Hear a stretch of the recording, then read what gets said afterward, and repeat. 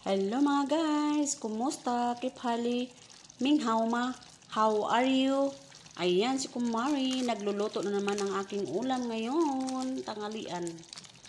Pangtanghalian ko mga guys, at syempre, binababad ko muna siya sa ahos.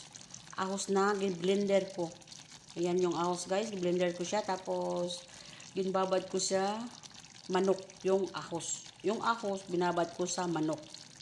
At syempre, lagyan natin ng asin, konti, at suka. Ayan. So guys, ayan. So,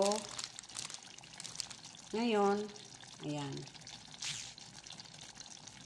Tapos, lagyan ko siya ng Maggi soft mushroom. Ayan. Maiba naman tayo ng lasa mga guys. Ayan. Maggi soft mushroom. Ayan. Mushroom. Ayan mga guys. Oh. At syempre, nilagyan ko siya ng cheese. Ayan. Cheese.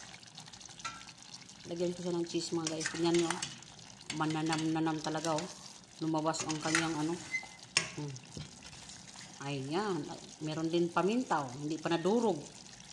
Isang paminta. Hindi siya nadudurog. Dalawang pakpak lang ito mga guys. At isang paang manok. Ulam na. It's na.